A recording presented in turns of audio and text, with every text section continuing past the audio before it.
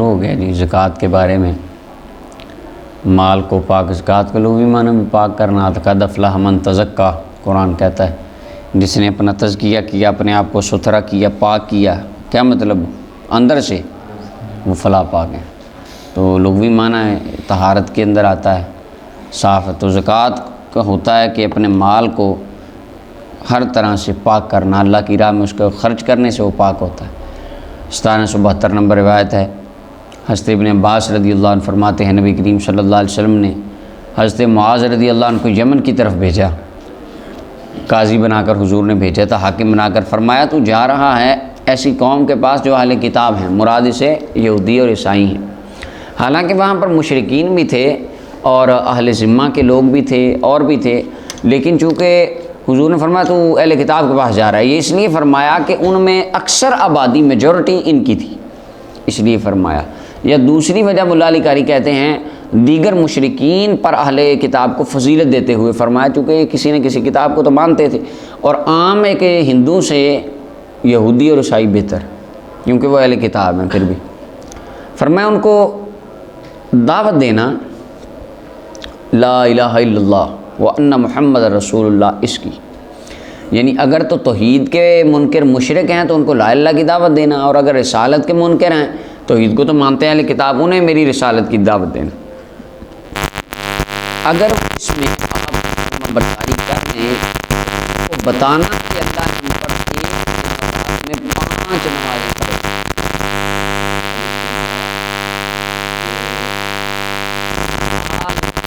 بعد میں ہے کلمے کی نماز پڑھ، یعنی جو چیز کا منکر ہے وہ چیز کی دعوت دی جائے، پہلے رسالت، اس کے بعد نماز۔ اگر وہ اس میں تمہاری فرما برداری کرنی، الحمدللہ، اگر وہ اس میں تمہاری فرما برداری کرنے تو اب دیکھیں یار روزے کا ذکر نہیں کہ مکمل ساری چیزیں۔ اچھا جی، فرمایا ان کو کہہ دینا کہ ان پر صدقہ فرض ہے جو لیا جائے گا ان کے اغنیاء سے، غنی لوگوں سے، مالداروں سے لیا جائے گا اور ان کے فقراء پر لوٹا دیا جائے گا۔ یعنی یہ بھی نہیں ہے کہ مثلا اپنا ان سے مال لے کر، اسلام چاہتا ہے کہ ہم بڑے امیر ہو جائیں لوگوں سے مال لے کے، نہ، زکوٰۃ کا تو یہ مقصد ہی نہیں ہے۔ زکوٰۃ کا مقصد ہے امیروں سے مال لے کے غرباء میں تقسیم کر دیا جائے گا تاکہ غریب غریب نہ رہے۔ مین مقصد زکوٰۃ دینے کا جو ہے وہ خلق خدا کے لیے بہتری ہے اور اس کے فائدہ ہے، اور یہ اس کے یہ چیریٹی میں ہی ہے، لیکن اس کا ایک طریقہ کار ہے، اس کے مطابق ہوگا۔ فَإِنْهُ مَتَاعٌ لِذَلِكَ، اگر وہ اس میں تمہاری اطاعت کریں تو فرمایا فَإِيَّاكَ وَكَرَائِمَ أَمْوَالِهِمْ، میرے غلام کریم عظیم عزت والے عمدہ مال سے بچنا۔ عمدہ مال سے یہ نہیں ہے مثلا اونٹوں کی زکوٰۃ لینے جاؤ اور جو سب سے اچھے اور اس کے یعنی مہنگے اونٹ ہوں وہ لے آؤ، بکریوں کی زکوٰۃ لینے جاؤ، سب سے مزیدار اچھی اور بہترین تازی بکریاں ان کو زکوٰۃ کے طور پہ خود ہی نکالو، بھی ان کو لادا کر دو، یہ میں زکوٰۃ لوں گا۔ دیکھیں نا ایک بندہ ہے اس کے اپنا ریوڑ میں بیمار بکری ہے،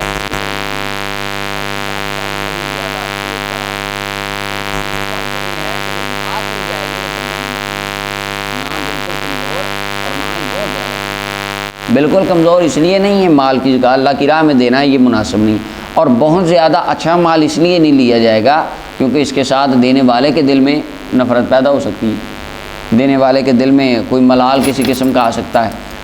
اور وَاتَّقِ دعوۃ المظلوم، فرمایا مظلوم کی دعا سے ڈرنا، فَإِنَّهُ لَيْسَ بَيْنَهَا وَبَيْنَ اللَّهِ حجاب، کہ بے شک مظلوم اور اللہ کے درمیان اور اللہ کے درمیان کنایا ہے، اس کو جلدی قبول ہو، یعنی مظلوم کی دعا فوراً قبول ہو، جیسے لا دیتی ہیں، اس کا مطلب یہی ہے کہ وہ قبول ہوتی جلدی، متفق علیہ روایت ہے۔ اچھا جی، آگے 1773 نمبر روایت ہے، حضرت ابو ہریرہ رضی اللہ عنہ فرماتے ہیں نبی کریم صلی اللہ علیہ وسلم نے ارشاد فرمایا جو بھی سونے والا ہے اور جو بھی چاندی والا ہے جو اپنے مال سے اللہ کا حق ادا نہ کرے، لیکن جب قیامت کے دن آئے گا صفحت لہو صفائح من النار،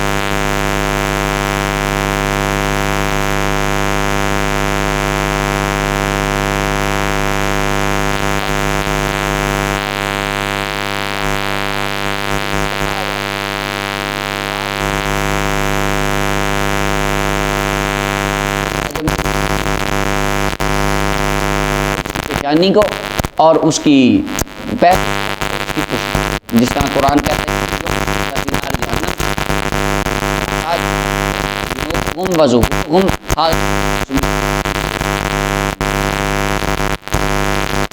یہ قرآن کریم کیا ہے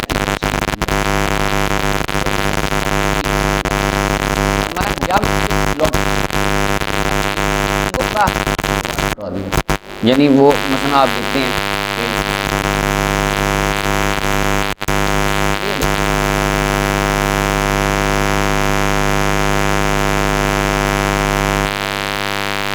گرم کر کے لایا گیا پھر پورا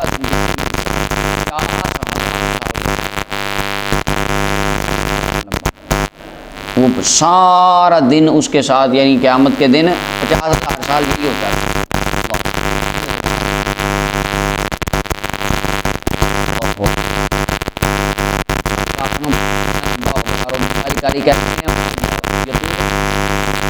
باقی الکاملون کامل مومن فہو علی بعضہم کرکعتی الفجر، ان کے لیے اس طرح ہوگا جس طرح فجر کی 2 رکعتیں ہیں، یعنی قیامت کا دن ان کے لیے اس طرح ہوگا۔ اور باقی لوگوں کے لیے جو گناہ گار ہیں ان کے لیے اپنے اپنے گناہ کے برابر وہ لمبا ہوگا۔ فرمایا حتیٰ کہ بندوں کے درمیان فیصلہ کر دیا جائے گا، اس کو اس کا راستہ دکھا دیا جائے گا، یہ جنت کی طرف یا جہنم کی طرف۔ اللہ اکبر۔ اچھا یہاں پہ ایک اور مولا علی قاری رحمۃ اللہ علیہ نے بات کی ہے کہ اگر تو یہ زکوٰۃ کا ویسے ہی منکر ہوتا، کافر ہوتا، تو کافر ایک بندہ کافر ہے، ہندو ہے، اس پہ تو زکوٰۃ لازمی نہیں، کیونکہ وہ اللہ کا ہی نہیں مانتا، زکوٰۃ کا مانے گا، ٹھیک ہے، وہ احکام کا مکلف نہیں۔ اچھا اب یہاں پہ بات کس کی ہو رہی ہے؟ جس نے زکوٰۃ دی نہیں، جس نے یعنی بندہ تو وہ مسلمان ہی ہوگا، کلمہ گو ہی ہوگا، اور آگے اس کے یہ عذاب دیا جائے گا۔ ظاہر سے اس حدیث کی یہ معنی نظر آتا ہے، تو اس کو راستہ دکھا دیا جائے گا یہ جنت کی طرف یا جہنم کی طرف۔ عرض کی گئی یا رسول اللہ تو اونٹوں کا کیا بنے گا؟ فرمایا کوئی اونٹ والا جو اپنے اونٹوں میں سے حق ادا نہیں کرتا، یعنی اونٹوں کی زکوٰۃ نہیں دیتا، اور اس کا حق، اور اونٹوں کے حق میں سے یہ بھی ہے کہ اس کا دودھ دیا جائے اس کے یوم ورود آنے والے دن۔ یہ اس طرح ہوتا تھا کہ 7 دن بعد 4 دن بعد عربوں میں اونٹ کو پانی پلانے گھاٹ پہ لایا جاتا تھا، وہاں پہ کچھ غریب افراد آتے، تو جب اونٹ کو پانی پلانے دلانے وہاں آتے نا، تو غریب بندے ان کا دودھ دھو کے آپس میں بانٹ لیتے یا لے جاتے۔ تو فرمایا یہ بھی اونٹ کا حق ہے کہ ان غریبوں کو وہ دودھ پلایا جائے۔ فرمایا جس نے یہ نہ دیا اور زکوٰۃ نہ دی، اللہ کا حق جو مال میں تھا نہ دیا، قیامت کے دن جب آئے گا فرمایا اس کے لیے اس کو لٹایا جائے گا چہرے کے بال، اللہ بقائن قرقرہ و فرق، لمبے چٹیل سیدھے میدان میں اس کو الٹا لٹایا جائے گا۔ اچھا جی، اور فرمایا او فرما کانت، جتنے اس کے دنیا پہ وہ اونٹ تھے نا، اس سے زیادہ تعداد میں وہ قیامت کے دن آئیں گے، اور اتنے اس سے زیادہ موٹے ہوں گے، زیادہ طاقتور ہو کے آئیں گے۔ یعنی کمزور اونٹ تھا دنیا میں جس کی اس نے زکوٰۃ نہیں دی، قیامت کے دن موٹا تازہ ہو کے آئے گا، جتنا دنیا میں تھا اس سے بھی زیادہ موٹا ہو جائے گا۔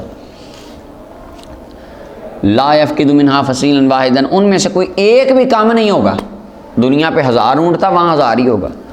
فرمایا تطأہ باخفافھا، وہ اس کو اپنے پاؤں کے ساتھ روندیں گے، یعنی اونٹ اس بندے کے اوپر چلیں گے، اس کو اپنے پیروں کے نیچے روندیں گے اور اپنے منہ کے ساتھ اس کو کاٹیں گے۔ جب کبھی پہلا گزرے گا آخری لٹا دیا جائے گا، یعنی پہلا گزر گیا آخر والا، اور آخری گزرا پھر پہلے کی باری، مراد یہ تکرار کے ساتھ۔ فرمایا سارا دن اس دن میں جس کی مقدار 50,000 سال ہے اس کو یہ عذاب دیا جاتا رہے گا، حتیٰ کہ فیصلہ کر دیا جائے گا بندوں کے درمیان، اس کو راہ دکھائی جائے گی، یہ جنت کی طرف یا دوزخ کی طرف۔ اچھا یہاں تو کافر ہوگا تو دائمی جہنمی، اور اگر مسلمان کا اور بعض گناہ ہوں گے تو اس کو مزید اس کے گناہوں کے مطابق یا اللہ تعالیٰ جس طرح فضل چاہے گا۔ عرض کی گئی یا رسول اللہ گائے کا اور بکری کا کیا حکم ہے؟ فرمایا کوئی بکری والا گائے والا جو اپنے مال میں سے اپنا حق دار ان کا نہیں دیتا، مگر قیامت کا دن ہوگا تو اس کے لیے اس کو الٹے منہ لٹکایا جائے گا چٹیل لمبے میدان میں، اس میں سے کوئی چیز گم نہیں ہوگی۔ لیس فیہ اقصا، اچھا فرمایا اس کے اندر کوئی ٹیڑھ سینگوں والا جانور نہیں ہوگا، ولا جلہا، کوئی گائے کوئی بکری وہ بغیر سینگوں کے نہیں ہوگی، ولا ادبا، کسی کا سینگ ٹوٹا نہیں ہوگا، یعنی بالکل تندرست صحیح سلامت ہو کے آئیں گے۔ فرمایا وہ ماریں گے اس کو اپنے سینگوں کے ساتھ اور اپنے پیروں کے ساتھ اس کو روندیں گے، وہ بکریاں وہ گائے وہ قیامت کے دن اس کو رسوا کریں گے، تکلیف پہنچائیں گے۔ فرمایا جب اس میں سے پہلی گزر جائے گی آخری کو اس پر دوبارہ لٹا دیا جائے گا، یعنی تکرار کے ساتھ، جو یعنی ایک گزر کر پہلی گئی تھی، لاسٹ میں جب وہ لاسٹ والی گزر گئی اس پہلی کو دوبارہ لگا دیا جائے گا، آخری گزری پھر نمبر 1 شروع سے۔ فرمایا ہمیشہ اس کو یہ اس طرح ہوتا ہے اس دن کی مقدار جس کی مدت 50,000 سال اس کو یہ عذاب دیا جاتا رہے گا، حتیٰ کہ بندوں کے درمیان فیصلہ کر دیا جائے گا، راہ دکھا دی جائے گی جنت کی طرف یا جہنم کی طرف۔ عرض کی گئی یا رسول اللہ گھوڑوں کا کیا حکم؟ فرمایا گھوڑے 3 طرح کے ہیں، ایک بندہ جس کے لیے گھوڑا رکھنا گناہ ہے، وزر، اس کے لیے یعنی گھوڑا گناہ کا سبب بنتا ہے، ایک بندہ جس کے لیے گھوڑا پردہ بنتا ہے، ایک بندہ گھوڑا اس کے لیے اجر بنتا ہے۔ بہرحال وہ بندہ جس کے لیے گھوڑا گناہ کا سبب بنتا ہے، گناہ کا باعث بنتا ہے، وہ بندہ جس نے گھوڑے کو باندھا اپنے گھر اپنے پاس ریان و فخرن، لوگوں کو دکھانے کے لیے اور فخر کرنے کے لیے کہ لوگ کہیں واہ جی واہ فلانے کا گھوڑا کیا بات ہے، لوگوں پر اپنی دھاک بٹھانے کے لیے۔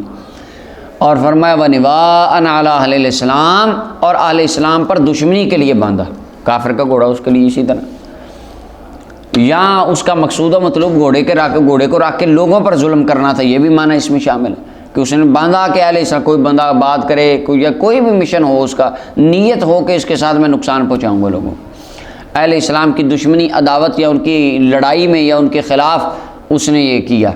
آج کے دور میں دشمنی والی بندے کی گاڑیاں رکھی ہیں جی، کروزریں، کیوں نہیں یہ دشمنی ہے جی، پتہ لگے جی چودھری صاحب ہیں، تو یہ گاڑی رکھنا بھی گناہ کا باعث ہے، حالانکہ گاڑی سے وہ کچھ کر نہیں رہا، گاڑی کھڑی ہے گناہ ہو رہا ہے۔ کیوں ہو رہا ہے؟ اس کا مقصد ریاکاری ہے، لوگوں کو دکھانا ہے اور لوگوں کے اوپر دھاک بٹھانی ہے، اور دشمنی کے لیے رکھی ہے کہ جب کبھی مسئلہ آئے ذرا تیز ترار مضبوط گاڑی ہوتا کہ اس پہ جا کے اچھی طرح اگلے بندے کے قتل کر دیں یا لڑائی اچھی لڑی جا سکے، یہ محفوظ گاڑی ہے، یہ مقصد، یعنی جو مسلمانوں کو نقصان پہنچانے کی نیت سے۔ فرمایا وہ اس کے لیے گناہ کا سبب ہے۔ بہرحال وہ بندہ جس کے لیے گھوڑا پردہ ہے، وہ بندہ جس نے اس کو اللہ کی راہ میں باندھا۔ اچھا جی، یہاں پہ مراد امام طبی کہتے ہیں اس مراد اللہ کی راہ میں جہاد نہیں ہے بلکہ نیک نیت ہے، یعنی اللہ کے راہ میں اس نے اچھے کام کے لیے گھوڑے کو باندھا، پھر اللہ کا حق نہیں بھولا اس کی پشت میں نہ اس کی گردن میں، تو اس کے لیے پردہ ہے۔ اس کی پشت یا گردن سے کیا مراد ہے؟ ایک تو یہ ہے کہ اس گھوڑے کے اندر اگر کوئی مثلا اگر تو وہ تھا اس کا تجارت کا تو اس میں سے زکوٰۃ دیتا رہا، اور اس کی گردن کا پشت کا حق کیا ہے کہ اگر کسی اپنا تھا جو اس کا زکوٰۃ کے لیے نہیں تھا، تجارت کے لیے نہیں تھا، ذاتی تھا، کسی دوست نے مانگ لیا، ہمسائے نے مانگ لیا کہ یار میں نے جانا ہے، تو وہ دیتا رہا، تو یہ ہے کہ اس کا حق ادا کیا۔ فرمایا اس کے لیے وہ پردہ ہے، کیا ہے؟ ہاں، یعنی اللہ تعالیٰ اس نیکیوں کے بدلے اس کو جہنم کی آگ سے دور فرمائے گا۔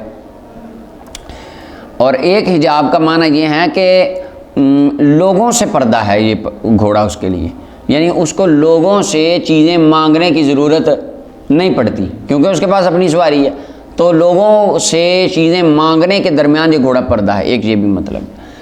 وَمَن الَّتِي هِيَ لَهُ اجر، تیسری کیٹیگری وہ بندہ کہ جس کے لیے گھوڑا رکھنا ثواب ہے، وہ بندہ جس نے جہاد کے لیے گھوڑا اپنا باندھا، اہل اسلام کے لیے باندھا، اور مسلمانوں کی فی مرجن و روضہ، مسلمانوں کی کسی چراغاہ میں یا باغ میں باندھا، اور باندھا مقصد کیا تھا؟ جہاد کرنا۔ فرمایا وہ گھوڑا اس چراگاہ سے یا اس باغ سے جو کچھ بھی کھاتا ہے نا، اللہ تعالیٰ اس کے کھانے کے برابر بھی اس کے مالک کو ثواب عطا فرماتا ہے۔ اور اللہ تعالیٰ فی ارواسیہا اس کے پیشاب والیہا اس کے پیشاب وغیرہ جو فضلات اس کے نکلتے ہیں جسم سے، اللہ تعالیٰ ان سب چیزوں کے برابر اس کو نیکیاں عطا فرماتا ہے۔ یہاں پہ اس حدیث شریف میں ان الفاظ کو لانے کا مقصد کہ پیشاب وغیرہ بول و براز جو ہے جانور کا، یہ ایک گھٹیا ترین چیز ہے اور فضول چیز ہوتی ہے، یعنی دیکھنے والا اسے لائق تو نہیں کرتا بالکل بھی، یعنی یہ طبیعت گھن کھاتی ہے ان چیزوں سے۔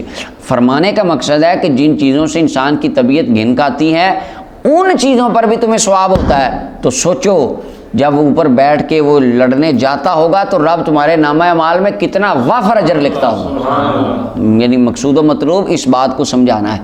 فرمایا ولا تقطع تیوا، اور نہیں توڑتا وہ اپنی رسی کو، تیوالا لمبی رسی جو اس کی ڈالی ہوتی، فرمایا جو اپنی رسی کو توڑ کر فستنت شرفن و شرفین ایک دو ٹیلے پہ چڑھ جائے، اللہ تعالیٰ اس کے قدموں کے برابر اس کے نامہ اعمال میں نیکیاں مالک کے لکھ دیتا ہے۔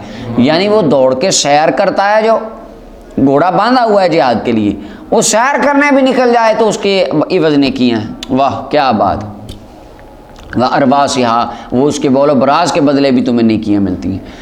وَلَا مَرَّ بِهَا صَاحِبُهَا عَلَىٰ نَهْرٍ فرمایا اس کا ساتھی، گھوڑے کا مالک، آج کل دور میں جہاد میں استعمال ہو رہے ہیں، اگر ٹینک استعمال ہو رہے ہیں، گاڑیاں استعمال ہو رہی ہیں، ان میں ڈلنے والا اپنا پیٹرول ڈیزل، ان سب چیزوں کا اللہ تعالیٰ بندے کو اجر عطا فرمائیں گے۔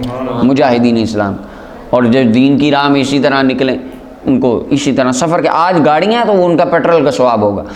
فرمایا جو بھی گھوڑے والا اپنے کسی نہر پر گزرتا ہے گھوڑے کو لے کے، گھوڑا اسے پانی پی لیتا ہے نہر سے، حالانکہ مالک کا ارادہ نہیں ہوتا اس کو پانی پلانے کا، اللہ تعالیٰ اس پانی کے بدلے پھر بھی اس کو نیکیاں عطا فرما دیتا ہے۔ اب اس میں دیکھیں بتایا یہ جا رہا ہے کہ جن چیزوں کے اوپر مالک کا ارادہ ہی نہیں ہے، گھوڑے نے وہ کر لی تو اس کے بدلے نیکیاں ہیں، تو جو ارادی طور پہ اس کو دوڑاتا ہے اس کے بدلے کتنی نیکیاں ہوں گی۔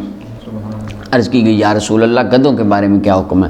فرمایا اس کامل آیت کے علاوہ گدھوں کے بارے میں کوئی چیز نازل نہیں کی گئی۔ فَمَن يَعْمَلْ مِثْقَالَ ذَرَّةٍ خَيْرًا يَرَهُ وَمَن يَعْمَلْ مِثْقَالَ ذَرَّةٍ شَرًّا يَرَهُ جس نے ایک ذرہ برابر بھی کوئی نیکی کا کام کیا دیکھ لے گا، برا کیا وہ بھی دیکھ لے گا۔ اللہ، امام مسلم نے اس حدیث پاک کو روایت کیا۔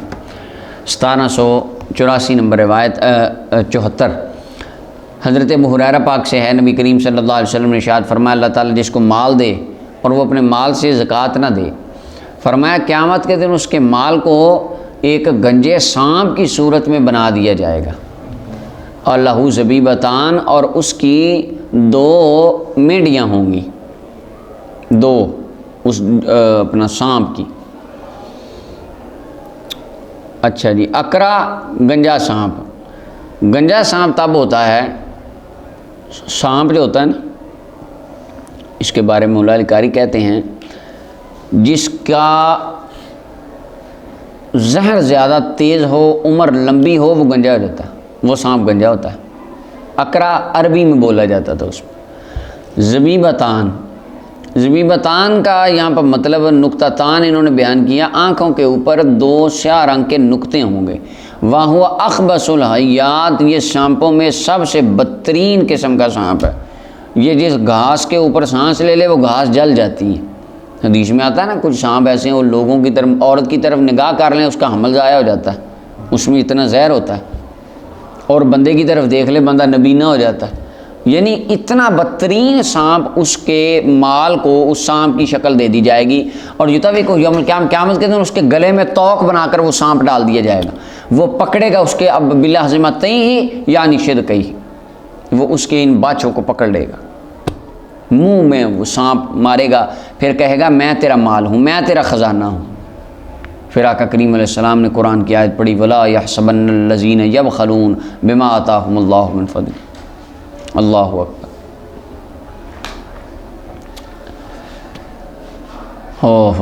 امام بخاری نے سے روایت کیا، آج ہمارے زکوٰۃ کی ریشو دیکھ لیں امت میں کتنی ہے، بڑے بڑے بندے دیکھیں، بڑے بڑے اچھے بندے، 5 وقت کے نمازی بندے، عام نارمل روٹین میں رمضان کے 30 روزے رکھنے والے، تو زکوٰۃ انہوں نے کبھی نہیں دی۔ اللہ تعالیٰ معاف فرمائے۔ زکوٰۃ فرض ہے، ارکان اسلام میں سے ایک رکن۔ 1775 نمبر روایت ہے، حضرت ابو ذر غفاری رضی اللہ عنہ فرماتے ہیں، نبی کریم صلی اللہ علیہ وسلم سے روایت کرتے ہیں، ارشاد فرمایا کہ جو بھی بندہ کہ جس کے لیے اونٹ ہو یا گائے ہو یا بکریاں ہوں اور ان میں سے ان کا حق ادا نہ کرے، قیامت کے دن اس کو ان سے بھی زیادہ موٹے تازے کر کے ان جانوروں کو لایا جائے گا جو اپنے پاؤں سے، اخفاف کھر کو کہتے ہیں، پاؤں سے ان کو روندیں گے اور اپنے سینگوں سے ان کو ماریں گے۔ فرمایا جب ان میں سے آخری والا گزر جائے گا پہلے کو دوبارہ لوٹا دیا جائے گا حتیٰ کہ لوگوں کے درمیان فیصلہ کر دیا جائے۔ متفق علیہ روایت۔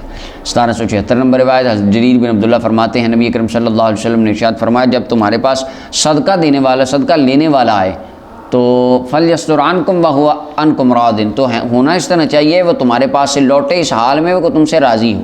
یعنی صدقہ لینے والا مراد مال کے بندے مقرر ہوتے تھے کہ آپ نے جانا ہے فلاں علاقے سے زکوٰۃ جمع کر کے لانی ہے، آپ نے فلاں سے، فرمایا جب وہ جائے تمہارے پاس ہے تو تم سے راضی ہو کے جائے، ناراض نہ ہو کے جائے، یعنی اس سے اچھے اخلاق سے پیش آؤ اور وہ جس طرح میرے حکم کے مطابق کہے اس طرح اس کی بات کو مانو۔ 1777 نمبر روایت ہے، عبداللہ ابن ابی اوفا فرماتے ہیں، نبی کریم صلی اللہ علیہ وسلم کے پاس جب قوم اپنا صدقہ لے کر آتی اور یا کوئی مال و دولت مسلمانوں کے لیے لے کر آتے تو آقا کریم علیہ السلام ان کے لیے رحمت کی دعا بھی فرماتے، اللہم صلی علی آل فلان، اللہ فلاں کی آل پر، فلاں گھرانے پر رحمت نازل فرما۔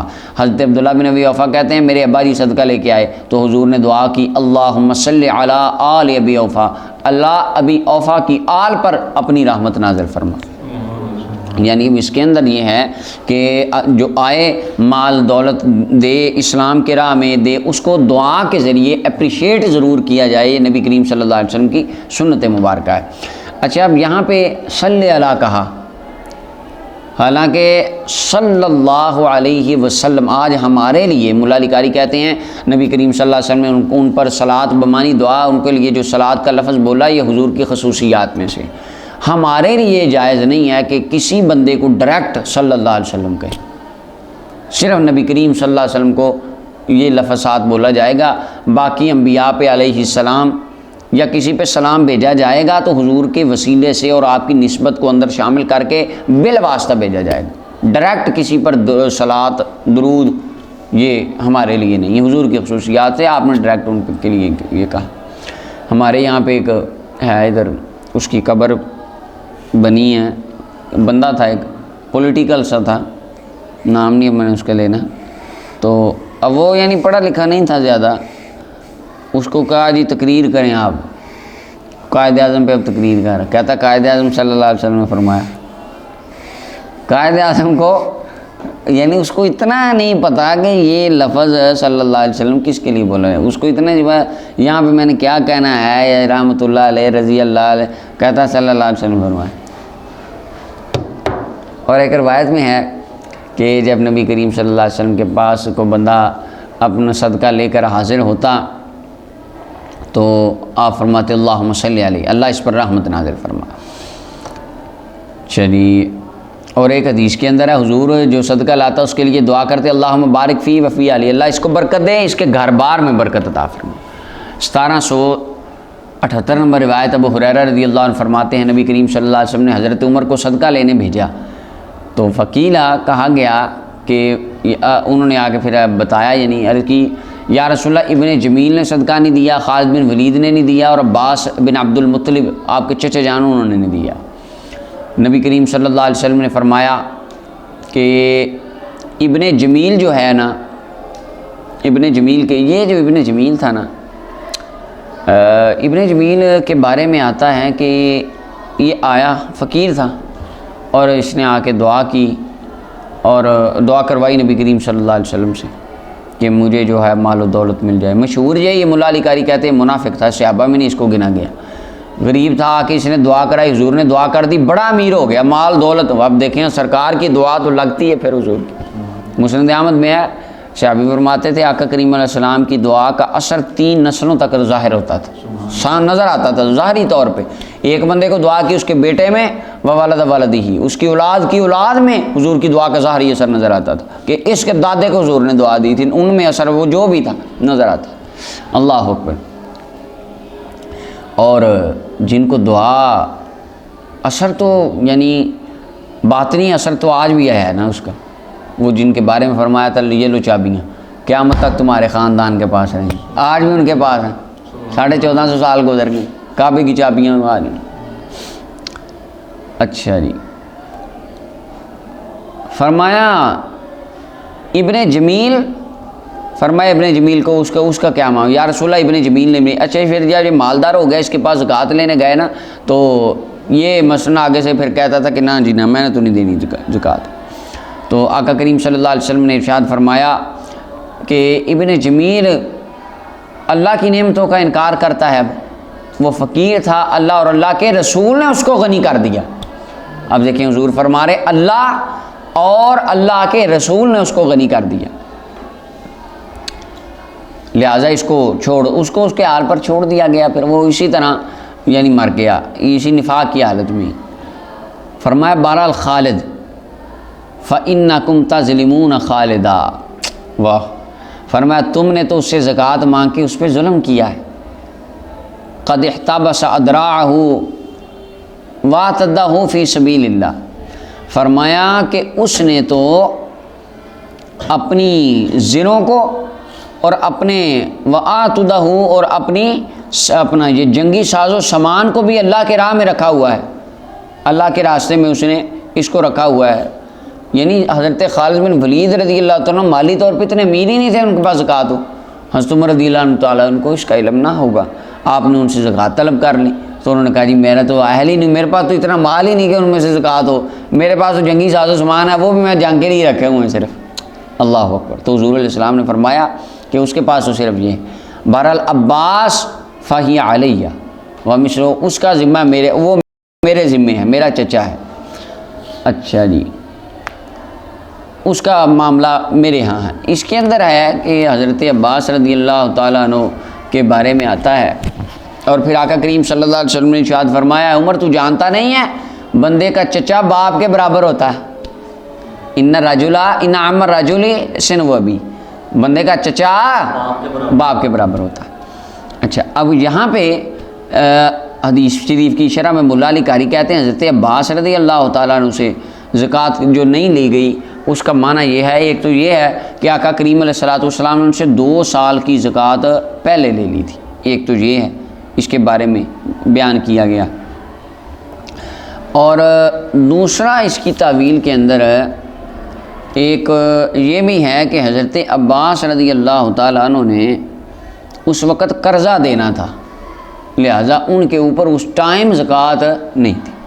ٹھیک, ایک یہ وجہ. تو یہ تینوں صحابہ کا اس طرح ڈیٹیل ہے کہ ایک تو ابن جمیل منافق تھا, اس نے ویسے ہی نہیں دی, تو فرمایا کوئی نہیں, آخرت میں پھر وہ لمحہ پیچھے گزر گئے حدیث. اور فرمایا خالد بن ولید کو تو ویسے ہی وہ تو درویش آدمی, ان کے پاس تو مال ہی نہیں ہے. اور دوسرا میرے چچا کے بعد فرمایا اس کا میرے ذمہ, میں خود ہی اسے ڈیل کر لوں گا. اللہ متفق علیہ روایت. 1799 نمبر روایت ہے. ابو حمید السعدی رضی اللہ عنہ فرماتے ہیں قبیلہ ازد کے ایک بندے کو نبی کریم صلی اللہ علیہ وسلم نے عامل بنایا, اس کو ابن لطبیہ کہا جاتا تھا, صدقہ کے اوپر, یعنی تم نے جانا ہے اور زکوٰۃ لے کے آنی ہے اکٹھی کر کے. جب وہ آیا اور آ کے کہنے لگا یہ تمہارے لیے ہے, آ کے نا مسلمانوں سارا مال لا کے کہتا ہے یہ تمہارے لیے, یہ مال وہذا ہدیہ علی, یہ مجھے تحفہ دیا گیا ہے, یہ میرے لیے ہدیہ, اے تہاڈا تے میرا. آقا کریم صلی اللہ علیہ وسلم نے خطبہ دیا, اللہ کی حمد و ثنا بیان کی. حضور فرمانے لگے حمد و صلات کے بعد میں تم میں سے کچھ لوگوں کو عامل بناتا ہوں ان امور پر جن کا اللہ نے مجھے والی بنایا ہے. اب دیکھیں نام نہیں اس کا لیا جا رہا, وہ آگے آئے گا معاملہ, ابھی کلام عمومی ہو رہا ہے. فرمایا تم میں سے کوئی بندہ, ان میں سے کوئی بندہ آتا ہے, کون؟ وہ جن کو میں بھیجتا ہوں. واہ, اب دیکھیں کیا کہا, اس کا نام نہیں, بندہ سامنے بیٹھا ہے, اس کا نام نہیں حضور لے رہے. میں لوگوں کو بھیجتا ہوں اور ان میں سے کوئی آتا ہے اور آ کے کہتا ہے کہ یہ تمہارے لیے اور یہ تو مجھے ہدیہ دیا گیا ہے. بات اس کی ہو رہی ہے, نام نہیں لیا جا رہا. اے تاکہ جن لوگوں کو نہیں پتا ان سے پردہ رہے. مقصود اس کو رسوا کرنا تو نہیں ہے, مقصود اصلاح کرنا ہے, اور اصلاح اسی طرح ہوتی ہے. فَحَلَّا جَلَسَ فِي بَيْتِ أَبِيهِ, فرمایا کیوں نہیں وہ بیٹھا رہا اپنے باپ کے گھر میں یا ماں کے گھر میں. ماں باپ کے گھر میں وہ جس کو میں بھیجتا ہوں اور وہ آ کے کہتا ہے کہ یہ تمہارا یہ میرا، اگر وہ اپنی ماں باپ کے گھر بیٹھا رہتا تو دیکھتے ہم اس کو ہدیہ دیتا ہے یا نہیں۔ اب دیکھیں اس میں آقا فرما رہے ہیں تمہیں ہدیے دیے گئے ہیں تو میں مصطفیٰ کی نسبت کی وجہ سے دیے گئے ہیں، تم گھر بیٹھے رہو تو دیکھتے ہیں تمہیں کو ہدیہ دیتا ہے کہ نہیں۔ اس ذات کی قسم جس کے قبضہ قدرت میں میری جان ہے، جو بندہ اس زکوٰۃ کے مال سے کوئی چیز لے گا، فرمایا جب قیامت کے دن آئے گا وہ تو اس کی گردن پر وہ چیز سوار ہوگی، گردن کے اوپر رکھا گیا ہوگا، لادا گیا ہوگا وہ سامان۔ قرآن کہتا ہے وَهُمْ يَحْمِلُونَ أَوْزَارَهُمْ عَلَىٰ ظُهُورِهِمْ أَلَا سَاءَ مَا، یہ کتنا برا بوجھ ہوگا جو گردن پہ پڑا ہوگا۔ فرمایا إِنْ كَانَ بَعِيرًا، اگر تو اونٹ ہوگا تو اونٹ کے لیے وہ اپنا بلبلانا ہوگا، اونٹ اپنی آواز نکالے گا، گائے وہاں پر وہ اپنی آواز نکالے گی، بکری منمنائے گی، یعنی اس کے اوپر اگر جس نے اونٹ چوری کیا مال غنیمت کے اس میں سے صدقہ کے مال زکوٰۃ کے مال سے، وہ اونٹ اس کے اوپر لاد دیا جائے گا قیامت۔ پھر آقا کریم صلی اللہ علیہ وسلم نے اپنے ہاتھوں کو اٹھایا حتیٰ کہ ہم نے آپ کی بغلوں کی سفیدی کو دیکھ لیا، پھر عرض کی اللہم اے اللہ کیا میں نے پہنچا دیا، کیا میں نے پہنچا دیا، 2 مرتبہ آپ نے فرمایا۔ متفق علیہ روایت۔ اللہ اکبر۔ امام خطابی اس کی تفسیر میں کہتے ہیں اللہ جل فی بیت امی، یہ دلیل ہے اس بات پر کہ ہر وہ کہ جس کے اندر کل امر یتزرع بہ الی محظور، جو کام وسیلہ بنے آپ کو کسی ممنوع کام کی طرف لے جانے کا، یعنی حرام کام کی طرف لے جانے کا جو چیز وسیلہ بنے وہ چیز بھی حرام ہوتی ہے، ٹھیک ہے۔ اچھا جی، اور ہر وہ چیز معاملات میں، عقود میں، سودے بازی میں دیکھا جائے گا انفرادی اس کا حکم کس طرح ہے، جس طرح ہو انفرادی حکم ہے اسی طرح اس کا ملنے کے وقت حکم ہوتا ہے یا نہیں۔ کیا مطلب؟ ایک چیز تنہا حرام ہے، الگ حرام ہے، آپ ایسے نہیں کر سکتے 2 حلال چیزوں میں اس کو شامل کر کے کہیں اب یہ بھی حلال ہو گئی، نہیں، جو تنہا حرام ہے 20 سودوں میں مل کے بھی وہ حرام ہے۔ امام بغوی نے شرح السنہ میں سے اسی طرح روایت کی۔ 1780 نمبر روایت ادی ابن عمیرہ فرماتے نبی کریم صلی اللہ علیہ وسلم نے ارشاد فرمایا جس کو ہم نے من استعمل اللہ منکم، تم میں سے جسے ہم نے عامل بنایا کسی کام پر اور اس نے ہم سے ایک سوئی بھی چھپائی، دھاگا بھی چھپایا یا اس سے زیادہ چیز، فرمایا قیامت کے دن وہ اس کو لائے گا اور وہ اس کی طرف سے یہ شمار دھوکے بازی شمار کی جائے گی، یعنی چوری شمار کی جائے گی، دھوکہ ہوگا، ملاوٹ اس نے کی اور اس کا اسے حساب لیا جائے گا۔ امام مسلم نے اسے روایت کی۔ قرآن کہتا ہے وَمَن یغلل بہ یأتی بما غلہ یوم القیامہ۔